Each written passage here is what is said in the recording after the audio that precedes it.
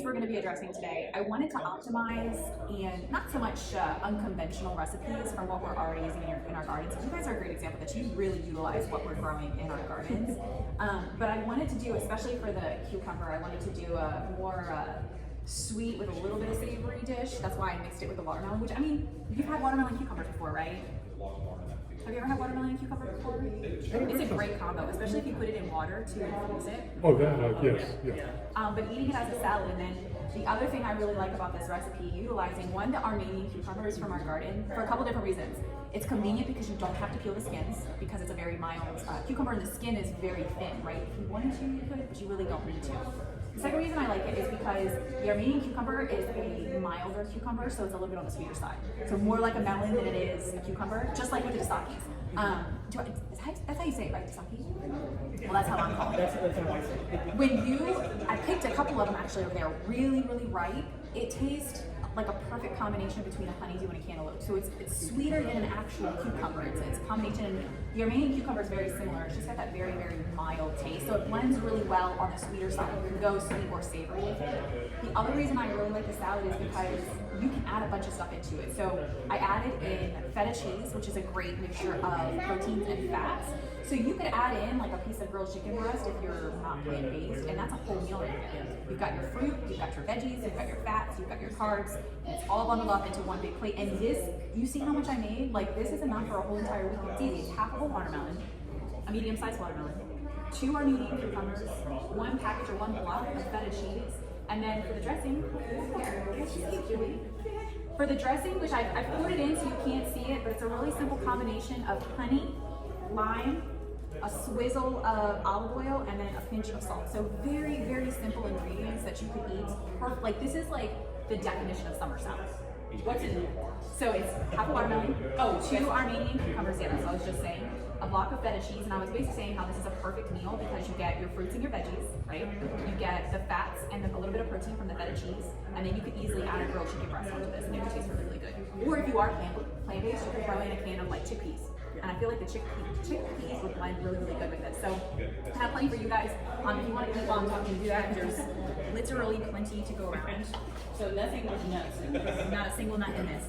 Some of the options that you could do, okay, so we're talking about it, so like if someone eats basil, I don't want to ruin the salad for them, because basil is a very potent taste. Some people hate it, some people love it. I love it. I think the one that I picked, because I ran over into the gardens yesterday and I clipped some really quick. I asked Will where it was, and I was like, I hope no one sees me trying to like steal veggies from the garden. I don't want them to think that I'm like going in there without just going in there. But I think this is the Italian basil. I felt like the what's the other basil we're growing? The Thai basil, I know it is. I feel like that might overpower this, whereas the Italian is a little less pungent. But really it goes based on your preferences. So this is one option that you can add to the salad. You can also add chopped mint, which I've had this with mint before, and it's actually really, really good. Very refreshing. And again, you could turn that into a drink infusion too. Watermelon, cucumber, and like 1 or 2 mint leaves in your water. So funny story, I had this in my refrigerator because I prepared it yesterday, and I had it covered, but I put my water bottle in the refrigerator, and it somehow soaked up the cucumber. So now my bottle, this bottle of water, because I put it in the refrigerator with the lid off. I always put the lid on when I leave. But I had this sitting next to it, and so now my water tastes like cucumber. Without even putting, like, just from the, I don't know how it works, but yeah, so I have cucumber tasting water now. That's one side that you can make. You can make it as a side dish, you can make it as an appetizer, and you can turn it into the meal itself with a piece of grilled chicken or chickpeas on top of it. And then the other one that I wanted to talk about is highlighting our long beans from our gardens. Now, I've already washed my hands. I wanted to leave one whole long bean just so you guys know because you work in the gardens, but this is what a typical long bean looks like. And let me tell you, so I was like, it was like a month ago, and I was like, I could have sworn we grow long beans in our garden, but I haven't seen them yet, not knowing that they're going to be harvested a little bit later. So I bought some from the store, and they were like almost white. They were so pale.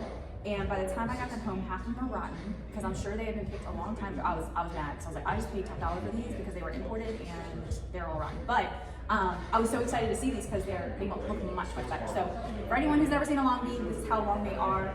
I have made these in their original form before because I like how long they are. It almost reminds me of a spaghetti noodle. And I kind of like swirl it up with my fork. But they, are you one of the people that like don't cut your noodles when you eat spaghetti? Do you cut them? Or do you just like swirl it and like slurp it? Swirl it and slurp it? Spaghetti I twirl. I can't because I'm too uncoordinated and I make a mess. So I sauteed it in like soy sauce and olive oil, but I was like trying to pick up a whole bean and I was like splashing soy sauce all over myself. So I was like, let me not do that anymore. So I have gone ahead, I have pre-prepared, and cut all of these. But just so you guys know, this is what they look like originally, and then I chopped them all up. There are a few stragglers in here. They're kind of puny, but I also know that it's very hot outside right now, and all the produce is just hanging on for dear life. A couple of benefits of green beans, and this goes along with obviously the watermelon and cucumbers. All of our vegetables are packed with fiber, water, vitamins, minerals. You guys usually come, you're my regulars to the cooking demonstrations. You know I bring this up every single time, but it's worth repeating. And going back to the importance of having the local and community gardens, two big things. They start to lose their nutrient density 24 hours after you chop them and pull them away from their root, because that root is supplying all their nutrients, right? And so when we're going to the grocery store buying fruits and vegetables, they've been sitting out for days to weeks. The long beans that I bought were probably sitting out for weeks. I should have checked it better. Oh. So that's one thing. And then the nutrients. So when you go to big farms and they're mass producing, mass harvesting, they're overusing that soil. A lot of these farms are not crop rotating, they're not giving crops a break. So going back to what we're doing in phase 2 right now is a beautiful thing. It looks terrible. I know a lot of people are probably tired of looking at it, but that's necessary because it's healing the land. It's giving them time to rest, digest, build up more nutrients so that when we replant in there, they're going to harvest, and these fruits and vegetables are going to be plentiful, and they're going to be really, really packed with vitamins and minerals. So that's another really big benefit of going to our local gardens or growing your own food. I am happy to say I am growing one single tomato in my garden right now, and I just harvested one zucchini. So we're doing all right. What? I think it's a zucchini. I thought it was supposed to be a watermelon vine. But when I saw it growing, I was like, that is not a watermelon. It doesn't really look like a zucchini that much. It looks like something really inappropriate, but it's the color of it looks like a zucchini. So we'll see. I'm giving it a few days to settle and ripen. I don't know. We'll find out. It's a surprise vegetable. But anyways, so that was another reason why I wanted to highlight the green beans, especially when it comes to like children. You take something that they're used to seeing, but you just change it slightly, and it's double, triple, quadruple the length that they're used to, and sometimes it scares them. So again, you can keep it in its original state, or you can just lie to them and say, hey, it's regular green beans. The nutritional value is pretty much the same, but the other reason that I really like this is the versatility. Same thing with this. So you could cook this as a side dish, and you can cook a whole bunch of it and prep it throughout the week, or you could make it as a full meal. You could do this as a stir fry. So at the end of the green beans cooking for a few minutes, and this is a really, really fast meal. That's the reason I'm talking about cooking, because it's literally going to take 5-10 minutes. But you could throw in some sliced beef or pork or chicken, any sort of protein source, or tofu if you're plant-based, and this could become a whole meal in itself. I really like to make meals and show you guys recipes that are not super complicated. I like to make meals that have minimal ingredients. This is something you're probably not going to have in your pantry. It's not in every except you guys will. But besides something like this, pretty much, and maybe sesame oil, but I keep sesame oil because I actually make this dish a lot. These are, for the most part, pretty common ingredients that you can use, and you don't have to go. You know how sometimes it's almost overwhelming to make a recipe because it's calling for this one thing that you know you'll probably never use in the next 5-10 years, so then it just ends up expiring and going to waste. So you can find plenty of reasons to reuse this one, I'll tell you what. So what I've done is I have preheated my pan. You're going to want to do it in a flat pan like this because we're going to sauteing. And I guess I want to start with, of course, is the olive oil. So we're using 2 oils in this. The olive oil is going to be what we're using to actually cook it. Obviously, you don't want to pour in the bare green beans. It's just not really going to cook effectively, and it's going to burn really fast. And then we're going to top it with the sesame oil at the end for more of that flavor, okay? So what I'm going to do is start with a dash. I think the recipe calls for 2 tablespoons. I do have both recipes are posted up in the blog if you want to scan the QR code, and it'll take you right to the blog post with both recipes. You know, I'll just heat up for a minute, which already looks like it's pretty hot because I've been sitting here for a moment. And then you're going to pour in, I have about 1 tablespoon per, I've got about a pound and a half of green beans. Again, all the serving sizes are going to be, the actual measurements are going to be in there. I have about a teaspoon of ginger, fresh grated ginger. It's dangerous, be careful. I like to overshoot on garlic. I never overshoot on ginger, even if you love ginger, just because you don't want it to overpower the whole entire dish. And obviously, if you don't like ginger, you can omit those completely and just use the other seasonings. But I got about a teaspoon of ginger. It's going to be like a flash saute. Actually, let me use this knife to figure this out. You're going to put in the ginger and the garlic. Let it heat up for just a minute. just to kind of infuse the olive oil with the flavoring. You're not gonna burn it. And this should be aromatic, so if you give yourself like 30 seconds to a minute, you're gonna get a big old whiff of garlic and ginger if you haven't already. And that's the other bonus when you saute this first, it kind of releases the flavors of the ginger and the garlic to release it into the food. All right, so just for a quick 30 seconds or so, and then you're gonna throw in the green beans. This is gonna be tricky with the spatula, but we're gonna make it work. And I'm gonna turn it up. I have it on 5 right now.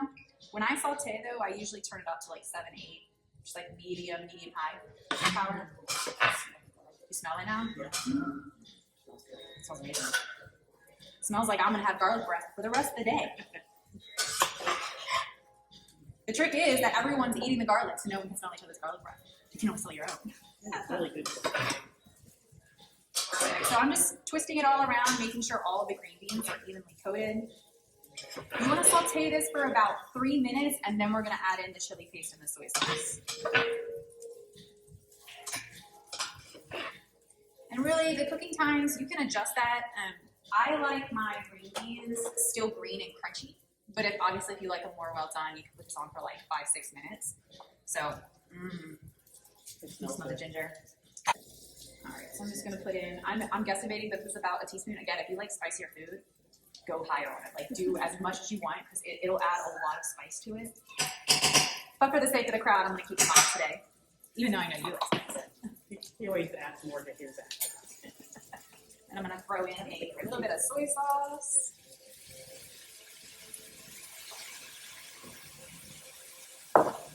Really good.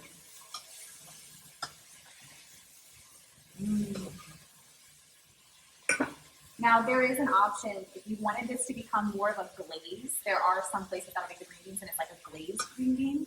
What you can do is put in more soy sauce, and then after you take the green beans out, let it simmer down into a reduction. But I'm not using quite that much soy sauce this time. I just want to evenly coat everything.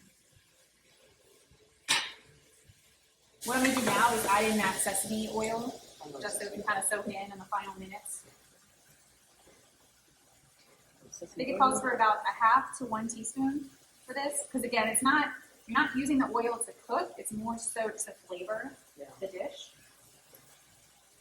It's always hard to get out unless it's right in the bottle. It smells so good. Those people in the birthday party would be jealous that they didn't come to my cooking demonstration instead. I think I could have lunch for it. There's plenty left over. I made enough to share. And we know how much 3-year-olds love Asian cooking. No, I think most 3-year-olds like pretty bland food. Cans too. Like it's a cultural thing. Like if they grew up eating. Oh, sure. Yeah. I have turned it off. If you want to try one more, see if it's to your liking. Because if you leave it in the pot and just leave it on the hot surface, it'll still continue to cook. But it looks like, and they feel like they're a little bit more tender now, so they may be ready to go.